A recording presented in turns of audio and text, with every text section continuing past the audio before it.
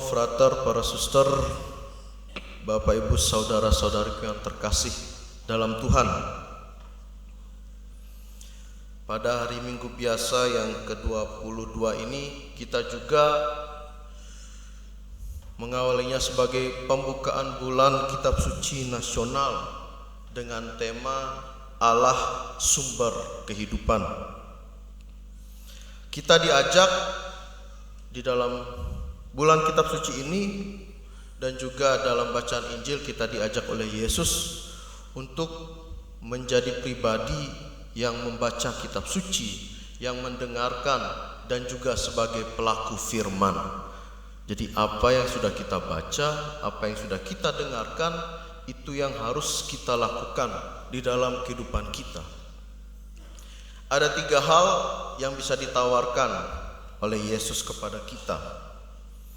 Yaitu yang pertama, firman Tuhan sebagai cermin hidup.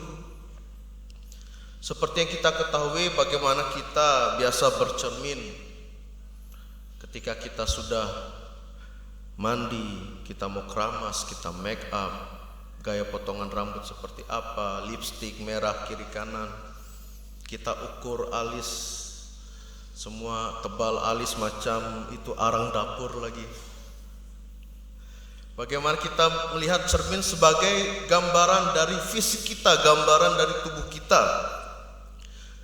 Kita juga melihat, oleh karena itu kita melihat firman Tuhan, sabda Tuhan yang mengungkapkan keadaan rohani kita.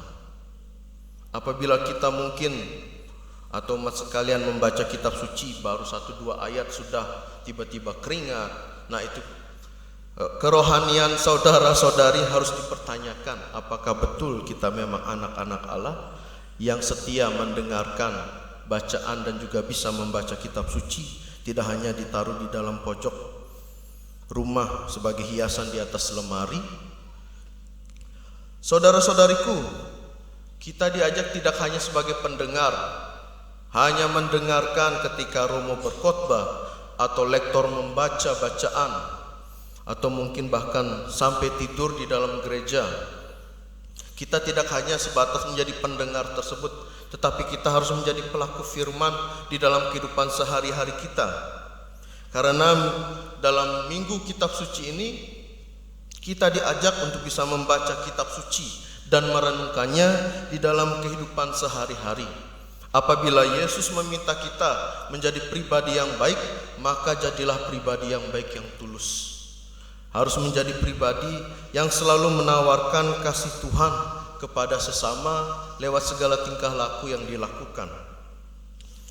Hal kedua yang ingin ditekankan yaitu kesucian yang datang dari hati.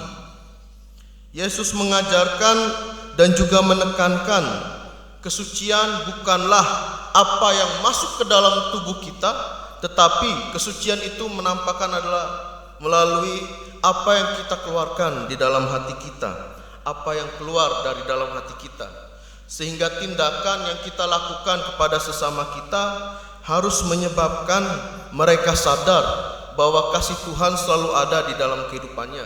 Kehadiran kita di tengah-tengah masyarakat, di tengah-tengah sesama kita yang beragama Katolik maupun non-Katolik, harus menawarkan kasih Tuhan kepada mereka, supaya dengan kehadiran kita mereka juga merasa nyaman dengan segala tindakan tutur kata yang kita lakukan, bukan merasa benci ataupun gerah ataupun tidak tahan dengan apa yang kita lakukan. Sehingga kita harus membiarkan firman Tuhan itu menembus ke dalam diri kita, membersihkan dan juga menguduskan seluruh hidup kita. Mungkin karena ketika Tuhan menguduskan kita lewat segala hal yang kita lakukan, kita yang muka jelek nampak ganteng dan cantik, yang tua semakin muda, yang muda macam bayi mungkin nanti.